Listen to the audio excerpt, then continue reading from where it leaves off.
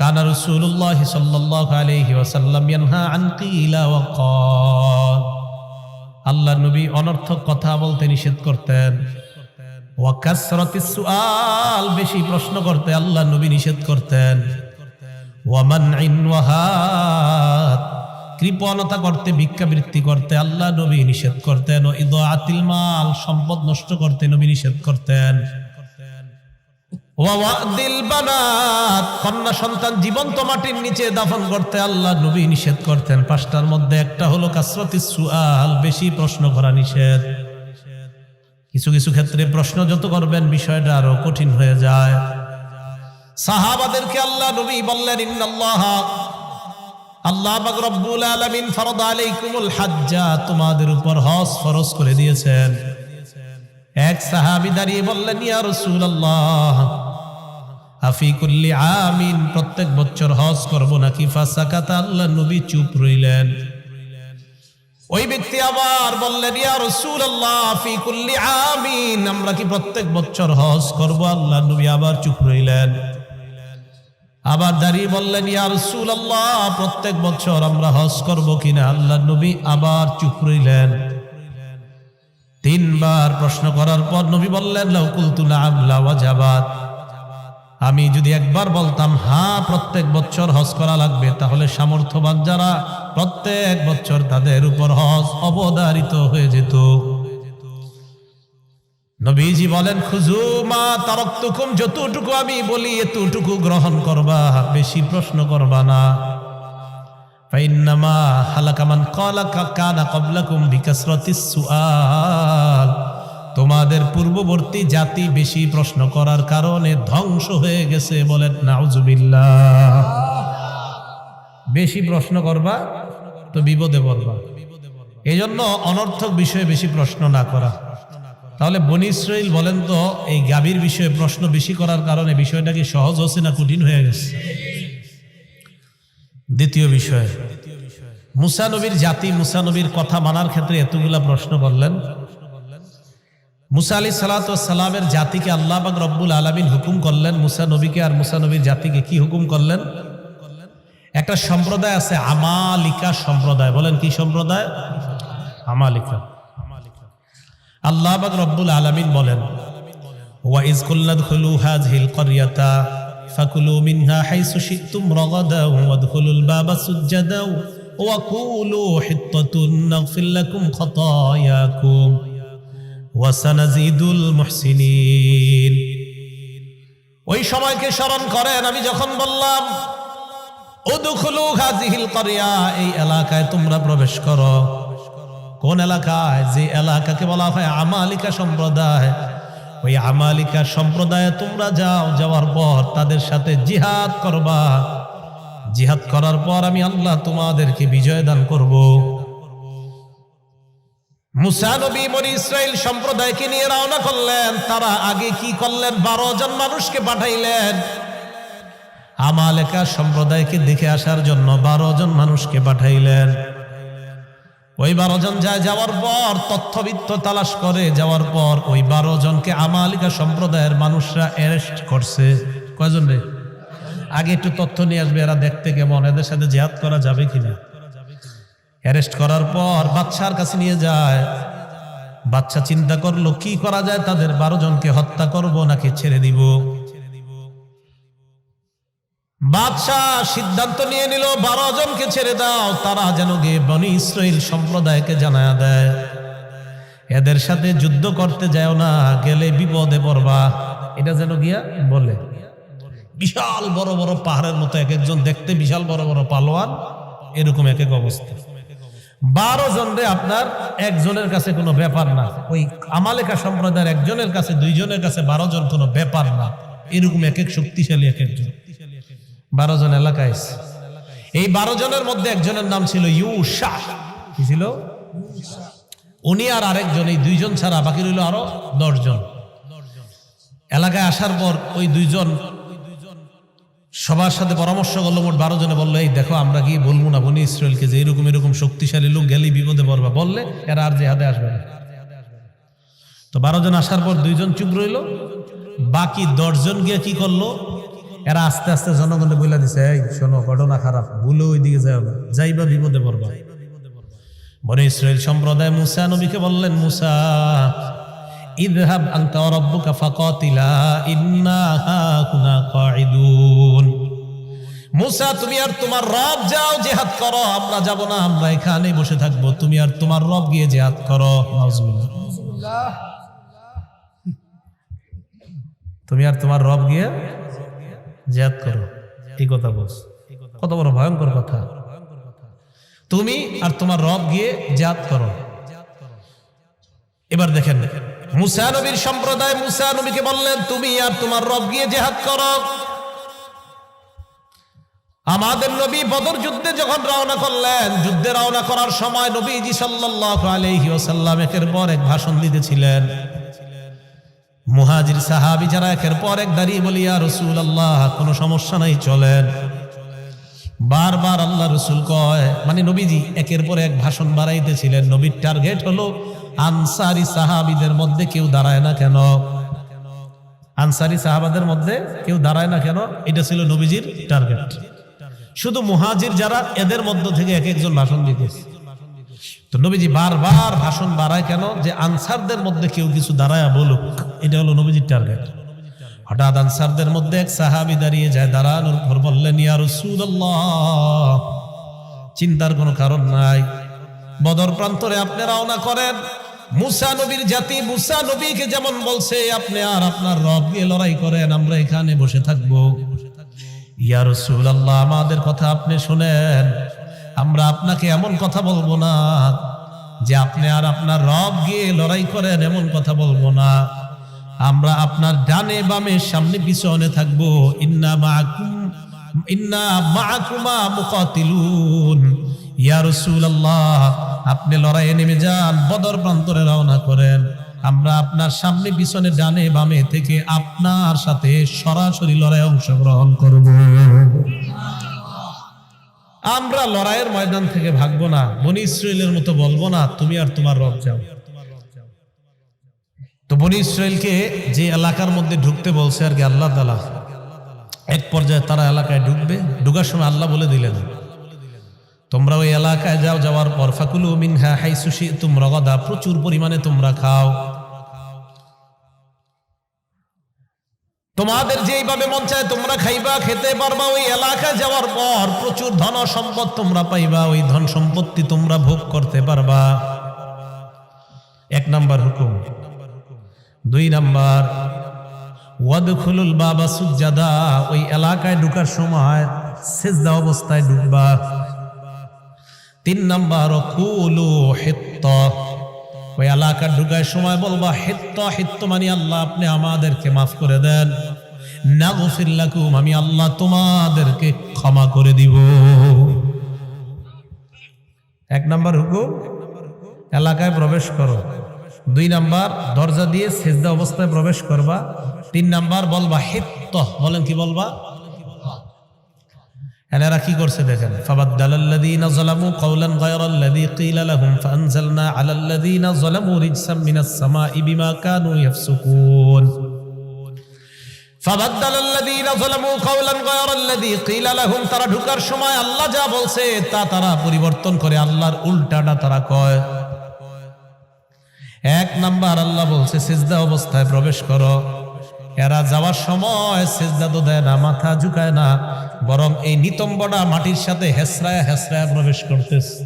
না আল্লাহ বলছে এমনি, এরা এমনি ঢুকতেছে। দুই নাম্বার আল্লাহ বললেন নকুলু হিত্ত, তোমরা বলবা হিত্ত, এরা ঢুকার সময় কয় হিন্ত। কি কয়? আল্লাহ বলছে হিত্ত,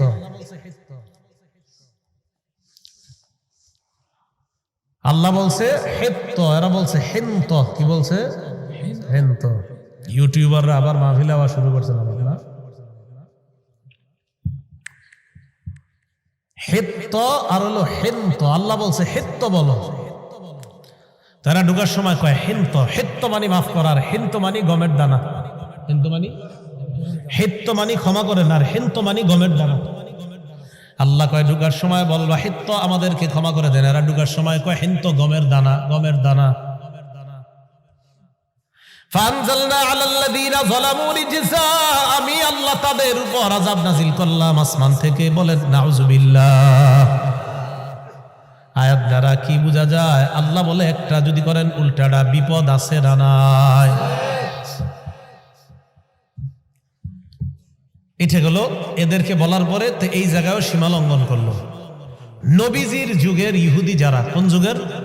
নবীজির যুগের ইহুদি যারা, তাদেরকে আল্লাহ বলেন, তাদের ব্যাপারে আল্লাহ ঈমানদারদেরকে বলে আফাতাতমাউনা আইয়ুমিনু লাকুম ওয়াকাদ কানা ফারীকুম মিনহুম ইয়াসমাউনা কালামাল্লাহ সুম্মা ইউহাররিফুনাহু মিন বা'দি মা আকালুহু ওয়া হুম ইয়ালামুন। ঈমানদারদেরকে ডাক দিয়ে আল্লাহ বলে, ঈমানদার তোমরা কি মনে করো তোমাদের কথা ইহুদিরা বিশ্বাস করবে? মনটা কি তোমরা মনে করো? খুব ভালোভাবে বুঝেন এই জায়গাটা। ওয়াকাদ কানা ফারীকুম মিনহুম ইয়াসমাউনা কালামাল্লাহ, অথচ তাদের বাপ দাদারা আল্লাহর কালাম নিজের কানে শুইনা সুম্মা ইউহাররিফুনাহু মিন বা'দি মা আকালু, বুঝে শুনে আল্লাহর কালামকে পরিবর্তন করে দিয়েছে। বলেন নাউযুবিল্লাহ। ওয়া হুম ইয়ালামুন, তারা ব্যাপারটা জানতো। এরা যে আল্লাহর কালাম পরিবর্তন করে দিয়েছে এই ব্যাপারটা তারা জানতো। খুব ভালো করে বুঝেন। ঈমানদারদেরকে আল্লাহ বলেন, ঈমানদার তোমরা কি মনে করো ইহুদিরা তোমাদের কথা বিশ্বাস করবে? আরে তাদের মধ্যে একদল আমি আল্লাহর কথা শুই নাই বিশ্বাস করে নাই, আর তুঙ্গ কথা। ঘটনাটা কি একটু কান অন্যদিকে নেবেন না, না কিন্তু এক একটা আয়াতের যে প্রেক্ষাপটটা একদম বুঝবেন না। বনি ইসরায়েলের 70 জনকে মুসা নবী নির্বাচন করলেন। কেন নির্বাচন করলেন? মুসা আলাইহিস সালাতু ওয়াস সালামের জাতি বনি ইসরাইল সম্প্রদায় কয়, মুসা ফেরাউনের কবল থেকে আল্লাহ আমাদেরকে হেফাজত করলেন, এবার আমরা বিধান মানার জন্য একটা কিতাবের প্রয়োজন, তুমি আল্লাহর কাছ থেকে একটা কিতাব নিয়ে আসো। মুসা নবী আল্লাহর কাছে গেলেন, যাওয়ার পর আল্লাহ পাক রব্বুল আলামিন মুসা নবীকে কিতাব দিলেন, তাওরাত নামক কিতাব। এই কিতাব নিয়ে মুসা নবী আসছেন, আসার পর তাদের সামনে যখন কিতাব পেশ করলেন, মুসা নবীর জাতি কয়, তুমি আমাদের সামনে কিতাব আনছো ভালো কথা, তুমি যে আল্লাহর পক্ষ থেকে আনছো এটার কোনো প্রমাণ আসেনি? এটার কোনো? মুসা নবী এবার 70 জন মানুষকে নির্বাচন করলেন। ইখতারা মুসা কওমাহু 70 রাজুলান লিমিকাতিনা, 70 জনকে নির্বাচন করে মুসা নবী তাদেরকে নিয়ে গেলেন পাহাড়ে, আল্লাহর সাথে কথা বলবে। মুসা তুর পাহাড়ে নিয়ে যায়, নেওয়ার পর মুসা নবী আল্লাহর সাথে কথা বলা শুরু করলেন। কি অবিশ্বাস্য, দেখ কি আশ্চর্য ব্যাপার দেখেন। যে 70 জনকে নিয়ে গেলেন, ওই 70 জন তারা নিজের কানে আল্লাহর কথা শুনতে পায়। এবার দেখেন কি হয়। মুসা নবী 70 জনের কাছে আসলেন, আসার পর কয়, আল্লাহর কথা শুনছনি? কয়, মুসা আল্লাহর কথা তো শুনলাম, লান নুমিনা লাকা হাত্তা নারাল্লাহ জাহরা, সরাসরি যদি আল্লাহরে না দেখি বিশ্বাস করি না। কথা কিন্তু শুনছি, এখনকার সরাসরি না দেখলে বিশ্বাস করি না। ফাআখাযাতকুমুস সাইকা, আল্লাহ বলেন ভয়ঙ্কর চিৎকার তোমাদেরকে পাকড়াও করলো। কাদেরকে? ওই মুসা নবীর যুগের ওই 70 জনকে। ভয়ঙ্কর একটা আওয়াজ আসছে, আসার পর তারা ধ্বংস হয়ে যায়। তো একটু বুঝেন, আল্লাহর কালাম শুনছে, শোনার পর কয় আল্লাহরে না দেখে বিশ্বাস করি না। এবার যখন এই 70 জনের উপর গজব আসছে, তারা যখন মারা যায়, মুসা নবী চিন্তায় পড়ে গেলেন আর বললেন, আল্লাহ বনি ইসরাইল সম্প্রদায়, এদের কাছে যখন আমি যাওয়ার পর যদি এরা দেখে 70 জন নাই, এরা বলবে আমি এদেরকে কৌশলে ফুসলিয়ে টুসলিয়ে কোথাও নিয়ে মারছি। আমি দেখছেন নি মুসা নবীর কি টেনশন এদের জন্য। আল্লাহ এরা বলবে তুমি মনে করে মেরে ফেলছ। আল্লাহ পাক রব্বুল আলামিন বলেন, সুম্মা বাসনাকুম মিন বাদি মাউতিকুম, এই তোমারে মরণের পর আমি আল্লাহ আবার জিন্দা করলাম। ওইটা মেরে লেছে না, আবার জিন্দা করে দিস। সুবহানাল্লাহ। কেন? ওই যে মুসা নবী বলছে, আল্লাহ আমি যদি গিয়ে বলি 70 জন মারা গেছে, এরা বললো তুমি মারছো। মুসা নবীর এই কথা শুনে আল্লাহ কি করলেন? সুম্মা বাসনাকুম মিন বাদি মাউতিকুম, মরণের পর আমি আল্লাহ আবার জিন্দা করলাম। তাহলে এখান থেকে একটা শিক্ষা, যে আল্লাহ দুনিয়াতেই মৃত্যু দিয়ে আবার জিন্দা করে দেখাইতে পারেন, এই আল্লাহর কাছে আখিরাতে আমাদেরকে জীবিত করা কোনো ব্যাপার না। আচ্ছা, এবার বুঝে আসছে যে এই 70 জন যে কথা শুনছে। এখন দেখেন কি হচ্ছে। মুসা নবী তাদেরকে বললেন, তোমরা এলাকায় যাইবা। দেখেন কি কয়, যাওয়ার পর বলবা আল্লাহ এই হুকুমগুলা করছে আর এই নিষেধগুলা করছে। দেখেন, আল্লাহ তোমাদেরকে এই হুকুম করছে আর এই নিষেধ করছে, এইগুলা গিয়ে তোমরা বলবা। তো কি হয়েছে দেখেন, যখন জাতির কাছে যায়, যাওয়ার পর কয় হুকুমগুলা আর নিষেধগুলারে কয় আল্লাহ এই নিষেধ তোমাদেরকে করছে আর এই হুকুম করছে, মানে আল্লাহর হুকুমগুলারে কয় নিষেধ, নিষেধগুলারে কয় আদেশ। এই যে আল্লাহ বলেন, ওয়াকাদ কানা ফারীকুম মিনহুম ইয়াসমাউনা কালাম আল্লাহ, ইহুদিরা তোমাদের কথা বিশ্বাস করবে না, তাদের একদল আমি আল্লাহর কথা শুনছে, শোনার পর সুম্মা ইউহাররিফুনা, আমি আল্লাহর কথাই পরিবর্তন করে দিছি। আমি বললাম আদেশ, এরা গিয়া কয় নিষেধ। আমি বললাম নিষেধটা, এরা গিয়া কয় নাই আদেশ। পরিবর্তন। তো এই কথাগুলা এগুলা গিয়ে কয়। দেখেন এবার কি কয়, ওয়া ইযা লাকুল্লাযীনা আমানু ক্বালু আমান্না। নবীর যুগের ইহুদি যারা, তারা যখন ইমানদারদের সাথে সাক্ষাৎ করে, ক্বালু আমান্না, তারা বলে আমরা ঈমান আনলাম। তবে ব্যাখ্যা সাপেক্ষে এই ঈমান আনা মানে এরা কি বুঝায়, মুহাম্মদ সাল্লাল্লাহু আলাইহি সাল্লাম যে শেষ নবী এটা মানি, তবে তিনি তোমাদের নবী, আমাদের না। আমান্না, তবে তোমাদের নবী, আমাদের না। ওয়াইদা খালা বাদুহুম ইলা বাদিন, ইহুদিরা যখন পরস্পর মিলিত হয়, এক ইহুদি আরেকজনকে কয় তুহাদ্দিসুনাকুম বিমা ফাতাহাল্লাহু আলাইকুম লিইউহাজ্জুকুম বিহি ইনদা রাব্বিকুম।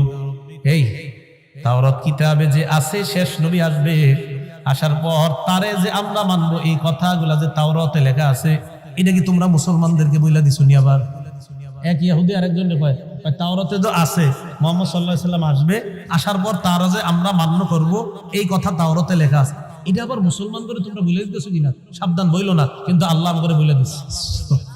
আরে আল্লাহ না বললে জানলাম যে কথা, এই যে আল্লাহ বলে দিচ্ছেন। এরা এক ইহুদি আরেকজনকে কয় আতুহাদ্দিসুনাকুম বিমা ফাতাহাল্লাহু আলাইকুম, আল্লাহ তাওরাতের মধ্যে যা তোমাদের কাছে প্রকাশ করে দিয়েছেন, এটা কি আবার মুসলমানদেরকে বলে দাও কিনা? তা আল্লাহ আমাদেরকে এগুলা বলে দিছে। ইহুদি একজন আরেকজনকে কয় সাবধান, তাওরাতে যে লেখা আছে মুহাম্মদ সাল্লাল্লাহু আলাইহি সাল্লাম নামে একজন নবী আসবে, আর আমরা যে তার অনুসরণ করব, এটা মুসলমানদের বইল না। যদি বলো, মুসলমানরা কিয়ামতের ময়দানে আল্লাহর কাছে আমাদের কিতাব থেকেই প্রমাণ দিয়ে বলবে, আল্লাহ এদের কিতাবে লেখা থাকার পরেও এরা কেন মুহাম্মদ সাল্লাল্লাহু আলাইহি সাল্লামকে মানে নাই? তাই সাবধান, মুসলমানদের এটি বইলে বলতে যাও না। আল্লাহ কয় তোমরা না বললে কি হবে? আমি আল্লাহ কোরআনের মাধ্যমে সারা দুনিয়ার মুসলমানদেরকে জানাই দিলাম। এখন এই যে আপনাদের বিভিন্ন আয়াতের প্রেক্ষাপটগুলা বললাম, কি বোঝা গেল? এদেরকে যা বলে উল্টা। মুসা আলাইহিস সালাতু ওয়াস সালাম বললেন চলো লড়াই করি, কয় তুমি আর তোমার রব যাও। বললেন গাবি জবাই করো, কয় গাবিটা দেখতে কেমন? মুসা আলাইহিস সালাতু ওয়াস সালাম এদেরকে বললেন তোমরা আল্লাহর কথা শোনো নাই? কয় শুনছি, না দেখলে বিশ্বাস করি না। আবার আল্লাহ একদলকে বললেন আমি যা বললাম, মুসা নবী বলছে আল্লাহ যা যা হুকুম করছে এলাকায় গিয়ে বলবা, এগুলো আল্লাহর আদেশ, এগুলো আল্লাহ নিষেধ। গিয়ে বলল আদেশগুলা নিষেধ, নিষেধগুলারে বললো আদেশ, পুরা পরিবর্তন করে দিল। এখন আল্লাহ বলে আওয়ালা ইয়ালামুনা আন্নাল্লাহা ইয়ালামু মা ইউসিররুনা ওয়া মা ইউলিনুন, এরা কি জানে না তারা যা গোপন করে আর যা প্রকাশ করে আমি আল্লাহ সব জানি। সুবহানাল্লাহ। এবার কি করে দেখেন, ওয়ামিনহুম উম্মিয়ুনা লা ইয়ালামুনাল কিতাবা ইল্লা আমানিয়া ওয়া ইনহুম ইল্লা ইয়াজুন্নুন। ইহুদিদের মাঝে একদল আছে যারা মূর্খ, যারা কি এরা কিতাবের কিছুই জানে না, ইল্লা আমানিয়া, কিছু আশা ছাড়া। কি জানে? খালি কিছু আশা, কিছু আশার বাণী এরা জানে, এছাড়া আর কিছু জানে না। ফাওয়াইলুল লিল্লাযীনা ইয়াকতুবুনাল কিতাবা বিআইদিহিম, নিজেদের হাতে যারা কিতাব লেখে, লেখার পর বলে হাযা মিন ইনদিল্লাহ, নিজেদের হাতে কিছু কিতাব লেখে আর বিভিন্ন বিষয় লেখা হয় এটা আল্লাহর পক্ষ থেকে। লিয়াশতারু বিহি সামানান কলিলা, যেন এই লেখা দিয়ে কিছু টাকা কামাই করা যায়। জনগণরা আইসা কয় এটা আল্লাহর হুকুম, আল্লাহর আদেশ, আল্লাহর নিষেধ। ভালো করে মনে রাখবেন, আমি আপনি এই যে এই জায়গার মধ্যে বসলাম, আমাদের অনেকেই মাইকের সামনে বসে এটাও বলতে পারে এটা আল্লাহর কথা, এটা নবীর কথা। কিন্তু যদি আল্লাহ না বলে থাকে আর নবী না বলে থাকে, আপনি মিথ্যা কথা বললেন। কি বললেন? মিথ্যা কথা বললেন। এবার ইহুদিরা সর্বশেষ কি কয় দেখেন, নবীজির যুগের মুমিনদেরকে, ওয়াকালু লান তামাসসানান নারু ইল্লা আইয়ামাম মাদুদা। ইহুদিরা কয়, মুমিন তোমরা যে বলো মুহাম্মদ সাল্লাল্লাহু আলাইহি সাল্লামকে না মানলে যে জাহান্নামে যেতে হবে, হ্যাঁ আমরা জাহান্নামে যাব, তবে কিছুদিন থাকবো। কয়দিন? গনে গনে কয়েকদিন জাহান্নামে থাকবো, বাস, এর চেয়ে বেশি থাকা লাগবে না। আইয়ামা মাদুদার এক নাম্বার ব্যাখ্যা হলো তারা ইয়াহুদীদের ব্যাখ্যা। আব্দুল্লাহ ইবনে আব্বাস কয় ইয়াহুদীদের ব্যাখ্যা হলো তারা মনে করে তারা জাহান্নামে থাকবে 7 দিন। কয়দিন? ইয়াহুদীদের বক্তব্য হলো দুনিয়ার বয়স হবে 7000 বছর, প্রতি 1000-এ একদিন তারা জাহান্নামে জ্বলবে। 7000 বছরের মোকাবেলায় তারা 7 দিন জাহান্নামে জ্বলবে। এটাই তারা বলে ওয়াকালু লান তামাসসানান নারু ইল্লা আইয়ামাম মাদুদা। জাহান্নামের আগুন আমাদেরকে স্পর্শ করবে না, তবে করবে কিছুদিনের জন্য। এই কিছুদিনের এক নাম্বার ব্যাখ্যা হলো 7 দিন। এটা তাদের বক্তব্য। 2, ইহুদিদের বক্তব্য হলো কিছুদিন জাহান্নামে থাকবো মানে হলো 40 দিন। 40 দিন থাকার পর আমরা বের হয়ে যাব, এরপর অন্য জনেরা যাবে। এই অন্যজন দ্বারা উদ্দেশ্য হলো নবীর সাহাবারা। এরা 40 দিন থাকবে জাহান্নামে, বের হয়ে যাবে, এরপর সাহাবারা ঢুকবে। এটা তাদের বক্তব্য। 3 নাম্বার বক্তব্য ইহুদিদের, এই কিছুদিন দ্বারা উদ্দেশ্য হলো আমরা যে বাছুর পূজা করছিলাম কয়েকদিন, এই কিছুদিন আমরা জাহান্নামে থাকবো, এর চাইতে বেশি জাহান্নামে থাকবো না। যতদিন বাছুর পূজা করছিলাম এই পরিমাণ জাহান্নামে থাকবো। কি বাছুর পূজা? মুসা নবী যখন আল্লাহর কাছে তাওরাত কিতাব আনতে গেছে, তাওরাত কিতাব আনতে যাওয়ার পর বনী ইসরাইল সম্প্রদায়ের এক ব্যক্তি, তার নাম সামিরি। কি নাম? এই সামিরি কি করলো, জনগণের কাছ থেকে স্বর্ণ টর্ণ ইত্যাদি জমা কইরা একটা গাভীর বাছুর, বকরি, একটা গরুর বাছুর বানাইছে। বাছুর বানানোর পর ওইটার ভিতরে আপনার জিবরিল আমিন এই সামিরিকে লালন পালন করার জন্য যেই বাহনের উপর চড়ে দুনিয়াতে আসছিল, এটা যেখানে পা ফালাইতো সেখানে ঘাস উইটা যাইতো, সে ওই জায়গা থেকে একটু মাটি রেখে দিছিল। এই মাটি ওই স্বর্ণ দিয়ে বানানো গাভীর ওই যে বাছুর আছে ওইটার মুখের মধ্যে দিছে, লাহু খুয়ার, ওইটা হাম্বা হাম্বা শুরু করছে। তো যখন হাম্বা হাম্বা শুরু করছে, বনী ইসরাইল মনে হয় এটাই খোদা, এটাই খোদা। তখন তারা কি শুরু করলো, এই বাছুরের পূজা শুরু করছে। মুসা আলাইহিস সালাতু ওয়াস সালাম তাওরাত কিতাব নিয়ে আসছে, আসার পর দেখে তারা বাছুর পূজা করে। আল্লাহ পাক রব্বুল আলামিন বলেন, ওয়াইদ ক্বালা মুসা লিকওমিহি ইয়া কওমি ইন্নাকুম যালামতুম আনফুসাকুম বিত্তিখাযিকুমুল ইজলা। স্মরণ করো ওই সময়কে যখন মুসা নবী তোমাদেরকে বললেন তোমরা নিজেদের উপর জুলুম করলা বাছুর পূজার মাধ্যমে। এই কাজ তুমি কেন করলা, তোমরা কেন করলা? 16 নম্বর পারা আছে, হারুন নবীর দাড়িতে ধরছে, মাথার চুলের মধ্যে ধরছে। হারুন নবী কয়, ইবনা উমলা তাখুজ বিলিহিয়াতি ওয়ালা বিরাসি, আমার দাড়ি ধরবেন না, আমার চুলেও ধরবা না। মুসা নবী বললেন তাহলে কি? হারুন নবী বললেন সব দোষ এই সামিরি গাভীর বাচ্চা বানাইছে, বাছুর বানাইছে, বানানোর পর এটার ভিতরে কি জানি দেওয়ার পর হাম্বা হাম্বা শুরু করছে। মুসা নবী সামিরি কি গিয়ে দইরা কয়, মা খতবুকা ইয়া সামিরি, হে সামিরি বলো তুমি কি করছো, তোমার কি বক্তব্য? সামিরি কয়, বাসুরতু বিমা লাম ইয়াবসুরু বিহি ফাকাবাতু কবদাতাম মিন আসারির রাসূল ফানাবাসতুহা ওয়া কাযালিকা সাওয়ালাত লি নাফসি। ভাই আমি যা দেখছি মানুষ তা দেখে নাই। কি কয়? জিবরিল আমিনের আসারির রসুল বাণী হলো, রসুল বাণী এই জায়গায় জিবরিল আমিন উদ্দেশ্য। কয় তার এই আসার, তার নিদর্শন, তার পা যেখানে পড়তো বাহনের, ওটার জায়গাটা আমি ভালোভাবে লক্ষ্য করলাম, ওখান থেকে আমি একটু মাটি রেখে দিলাম, সেটা ফানাবাসতুহা, এই অংশটা আমি এই গাভীর বাছুরের মুখে দিলাম। এই কাযালিকা সাওয়ালাত লি নাফসি, আমার এরকমটা মনে হয়েছে তাই আমি মনে মনে এরকম একটা সাজায় এমন করলাম। করার পর দেখি দেওয়ার পর এটা হাম্বা হাম্বা শুরু করছে। জনগণ এটারে খোদা মনে করে বাছুর পূজা শুরু করছে। মুসা আলাইহিস সালাতু ওয়াস সালাম বললেন, আজকে থেকে তোর শাস্তি হলো লামিসাস, যতদিন বাঁচবি খালি বলবি লা মিসাস, লা মিসাস, আমারে কেউ ধরবা না, আমারে কেউ ধরবা না।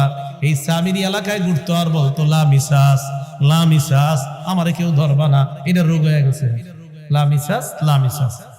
এখন দেখেন এই যে বাসুর পূজাটা করলো, বাসুর পূজা, এই বাসুর পূজা এরা যতদিন করছে, এরা কয় আমরা জাহান্নামে, বাসুর পূজা যতদিন করছি ততদিন আমরা জাহান্নামে থাকবো, এর চাইতে বেশি পরিমাণ জাহান্নামে আমরা জ্বলবো না। এটা তাদের বক্তব্য। এখন আপনারা বলেন, আপনাদের কাছে জানতে চাই, আমরা কি এক নবীরই শুধু বিশ্বাস করি না দুনিয়ার সব নবীরই বিশ্বাস করি? বিশ্বাস করি। তো বনী ইসরাঈল ইহুদি সম্প্রদায়, নবীজির যুগের ইহুদি সম্প্রদায় যারা, তারা মুসা নবীরে নবী মানে, আমাদের নবীরে আমাদের নবী মানে, কিন্তু তাদের নবী না। কথাটা বুঝছেন? তিনি তোমাদের নবী, তিনি শেষ নবী, বাকি তোমাদের, আমাদের না। এবং তারা এই বিশ্বাস নিয়ে জান্নাতে যেতে চায়। বলেন আমাদের নবীজিরে না মানছে আর তিনি জান্নাতে যাবে, এটা কি সম্ভব? কখনো অসম্ভব। এটা জান্নাতে যাওয়া কোশ্চিনকালেও সম্ভব না। তো এখান থেকে আমাদের শিক্ষা হলো, আমরা পৃথিবীর সব নবীরে বিশ্বাস করি। আরেকটা বিষয়, হুকুম পালনের ক্ষেত্রে সীমা লঙ্ঘন করা যাবে না। বলেন হুকুম পালনের ক্ষেত্রে কি করা যাবে না? সীমা লঙ্ঘন করা যাবে না। যদি সীমা লঙ্ঘন করেন, আল্লাহ চাইলে বানর আর শূকরে পরিণত করে দিতে পারে। বানর আর শূকর। আল্লাহ বলেন ওয়ালাকাদ আলিমতুমুল্লাযীনা আতাদাউ মিনকুম ফিস সাবতি ফাকুলনা লাহুম কুনু কিরাদাতান খাসিঈন। দাউদ নবীর জামানায় তোমরা সীমা লঙ্ঘন করেছিলে। ইহুদি সম্প্রদায় এমন সীমা লঙ্ঘন করছে, আল্লাহ পাক রব্বুল আলামিন তাদেরকে বললেন লা তাদু ফিস সাব, শনিবারের ব্যাপারে তোমরা সীমা লঙ্ঘন করবা না। আল্লাহ বলে দিলেন শনিবারে তোমরা সীমা লঙ্ঘন করবা না, মাছ ধরা আমি আল্লাহ নিষেধ করে দিলাম। এদের মধ্যে দুই দল হয়ে যায়। এক দল কয় আল্লাহ যেহেতু শনিবারে মাছ ধরতে নিষেধ করেছে আমরা ধরবো না। আরেক দল কয় আল্লাহ নিষেধ করছে শনিবারে মাছ ধরতে, কিন্তু আটকাইতে তো নিষেধ করে নাই। কি করতে? এনারা কি করছে? দেশ গেলেন আপনারা মাছ আটকানোর জন্য কত কিছু বানান না, এরকম বানাইছে। কেন? আমরা ধরবো না শনিবারে, কিন্তু শনিবারে প্রচুর মাছ আপনার নদীর কিনারা আইসা লাফায় লাফায় উপরে ওঠে, আল্লাহ নিষেধ শনিবারে মাছ ধরা যাবে না। এরা কি করে? এমন এমন জিনিস বানাইছে যেন মাছগুলা লাফায় লাফায় ওই জায়গায় আটকায় যায়, এরা রবিবারে ধরবে। কিবারে? এটা আল্লাহর হুকুম পালনের ক্ষেত্রে এটা ফাইজলামি না? আল্লাহ বলছে শনিবারে মাছ ধরবে, এরা সীমা লঙ্ঘন করলো। শনিবারে মাছগুলাই বিভিন্ন কৌশলে তারা আটকায়, অন্য দিন গিয়ে মাছ ধরে। আল্লাহ বলেন ফাকুলনা লাহুম কুনু কিরাদাতান খাসিঈন, আমি আল্লাহ তাদেরকে হুকুম করলাম বানর আর শূকর যেন হয়ে যায়। এরা বানরে পরিণত হওয়ার পর আত্মীয় স্বজনের কাছে আসতো, আসার পর বানরের রূপে আসতো, কিন্তু কথা বলতে পারতো, আয়েশা কথা বলতো, ইত্যাদি বলতো, কিন্তু দেখতে বানর, দেখতে বানর। সাহাবারা প্রশ্ন করলেন ইয়া রাসূলুল্লাহ, এই বানর থেকে কি দুনিয়াতে বানর? নবীজি বললেন না না, এই বানর থেকে দুনিয়াতে বানর না। বুঝলেন ডারউইনের মতবাদ, যে এইভাবে মানুষ থেকে বানর হয়েছে, আস্তে আস্তে আস্তে আস্তে এরা মানে উল্টা পাল্টা কথা কয়, বানর থেকে মানুষ ইত্যাদি কয়। নবীজি বলে না, বানর আগে থেকেই ছিল। বলেন কি? বানর আগে থেকেই ছিল। এরপরে রাসূল সাল্লাল্লাহু আলাইহি ওয়াসাল্লাম বললেন, কোন জাতিকে আল্লাহ যখন বিভিন্ন গজব দেয়, ওই গজবটা আল্লাহ বিলীন করে দেয়। যেহেতু তাদেরকে বানর বানাইছে আল্লাহ, ওই বংশগুলারে আল্লাহ বিলীন করে দিয়েছে। তাই দুনিয়ার বর্তমান যে বানর, এটা যে ওই বানর হতে হবে এটা না, বানর আল্লাহ আগেই সৃষ্টি করেছেন, কিন্তু ওই বানর যাদেরকে আল্লাহ বানাইছে এটা হলো আল্লাহর পক্ষ থেকে গজব। এক বানর তো আল্লাহর সৃষ্টি, বানর একটা বানর তো আল্লাহর সৃষ্টি, এটা না। কোন মানুষকে বানর বানানো মানে এটা তার উপরে গজব। ওই গজব যাদেরকে দিয়ে আল্লাহ বানর বা শুকুর বানায়, এদেরকে আল্লাহ ধ্বংস করে দেয়, এদেরকে দুনিয়াতে রাখে না। তাহলে এর শেষে কি জানলাম? আল্লাহর হুকুম পালনের ক্ষেত্রে সীমা লঙ্ঘন করা যাবে না। আল্লাহ যেটা বলছে এটা সুন্দরভাবে মেনে নেওয়া। কি করা যাবে না বলেন তো? সীমা লঙ্ঘন করা যাবে না। যেমন রাসূল সাল্লাল্লাহু আলাইহি সাল্লাম বলছেন ইয়া আলী লা তুতবি'ন নজরাতা আলী, একবার নজর পড়ে যাওয়ার পর দ্বিতীয়বার আর নজর দিবা না। এবার আমাদের যুবকরা এটা বুঝছে কিভাবে দেখেন, কয় হুজুর প্রথমবার যদি দীর্ঘ সময় তাকায়া থাকি হবে নি, মানে একটা নারীকে রাসূল বললেন একবার নজর পড়ে যাওয়ার পর দ্বিতীয়বার আর নজর দিবা না। এখন দেখেন সীমা লঙ্ঘন কারে কয়? কয় হুজুর একবারই যদি আধা ঘন্টা চায়া থাকি, দ্বিতীয়বার আর তাকাইলাম না, এটা সীমা লঙ্ঘন। এটা সীমা লঙ্ঘন। হুকুম পালনে সীমা লঙ্ঘন করা যাবে না, যে বিষয়টা বুঝাইতে চাইলাম। প্রথমে দেখেন প্রশ্নের কারণে ঝামেলা বাড়লো, এরপরে আল্লাহ হুকুম দিলেন একের পরে একটা, এরা শুধু উল্টাটা করে সীমা লঙ্ঘন করতেছে। আর বারবার তাদের উপরে আযাব আসতেছে। এইগুলো আল্লাহ আমাদেরকে কেন জানাইলেন? যে আমি আল্লাহ সীমা লঙ্ঘন করার কারণে বান্দাদেরকে গজব দিতে পারি, আমি আল্লাহ এখনো আছি। তাই সাবধান, তোমরাও যতদিন দুনিয়াতে বেঁচে আছো সীমা লঙ্ঘন যদি করো তাহলে আমি আল্লাহর গজব কিন্তু এখনো তোমাদের উপর আসতে পারে। কারণ আল্লাহ আমাদেরকে গজব দেওয়াটা এটা আল্লাহর কাছে কোনো ব্যাপার না। তাহলে সীমা লঙ্ঘন করা যাবে না। ক্বালা রাসূলুল্লাহ সাল্লাল্লাহু আলাইহি ওয়াসাল্লাম, নবীজি সাল্লাল্লাহু আলাইহি ওয়াসাল্লাম বলেন, মা মিন রাজুলিন ফি কওমিন ইউমালু ফীহিম বিল মাআসি ইয়াকদিরুনা আলা আন ইউগাইয়িরু ফালা ইউগাইয়িরু আলাইহি ইল্লা আসাবাহুমুল্লাহু বিআযাবিন মিন ক্বাবলি আন ইয়ামুতু। নবীজি বলেন, আপনি কোন এলাকার মধ্যে আছেন, ওই এলাকায় যদি আপনি অন্যায় দেখেন, সীমা লঙ্ঘন দেখেন, আল্লাহর হুকুম পালন করার ক্ষেত্রে মানুষ শুধু উল্টা পাল্টা যদি দেখেন, দেখার পরেও যদি আপনি বাধা না দেন, আবার দেখার পরেও যদি আপনি বাধা না দেন, নবীজি বলেন মরণের আগে এমন গজব আসবে আপনার উপর, আল্লাহ মরণের আগে কোনো না কোনো শাস্তি আপনাকে দিবেনি, কোনো না কোনো শাস্তিতে পড়ে যাবেন। এলাকার মধ্যে দেখবেন আল্লাহ বলছে সুদ খাওয়া হারাম, এরপরেও যারা খায় আর বলে সুদ আর ব্যবসায় করে। একটা হলো সুদ হারাম, হারাম মানে কিছু মানুষ, এরপরেও খায়, সুদরে হারাম পাই না এরপরেও খায়, এটা একটা বিষয়, বেচারা দোয়া করে ফিরে আসবে। আরেক দলের লোক হয় না আন্দাজি, সব জিনিস কি আর সুদ নি ভাব ধরে, তারপরে কি করে বিভিন্ন সুরতে সুদ খায়, বিভিন্ন সুরতে। তো বিভিন্ন সুরতে যে সুদ খায় এও জানে যে এটা সুদ, কিন্তু মানুষকে বুঝাইতে চায় আমি কি ওইভাবে খাইছি না, আমি তো ওইভাবে খাইছি। তো এটা কিন্তু আল্লাহর হুকুমের সাথে সীমালঙ্ঘন। আপনি যেভাবে খান, সুদ যদি হয় এটা কিয়ামত পর্যন্ত সুদ, এটা হালাল হবে না। আর আপনি বিভিন্ন ঘুরায়া পেঁচায়া এটাতে তেনা লাগানোর চেষ্টা করেন, সুদ, এটা সুদ, এটা সীমা লঙ্ঘন করা যাবে না। তো অনেক মানুষ বুঝাইতে চায় ওইভাবে খাইলে তো আর সুদ হয় না, এইভাবে তো আর সুদ হয় না। এটা কিন্তু আল্লাহর হুকুমের সাথে সীমা লঙ্ঘন করা। কিভাবে? যদি ডিপোজিট করি,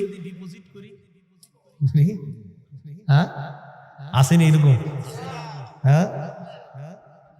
এই যে বিভিন্ন জিনিস বিভিন্ন জায়গায় আপনাদেরকে বিভিন্ন আশা টাশা ইত্যাদি দিয়ে নির্দিষ্ট একটা লভ্যাংশ আপনাদেরকে বলা হয়, আর নির্দিষ্ট লভ্যাংশের বিনিময়ে টাকাটা নেওয়া হয়।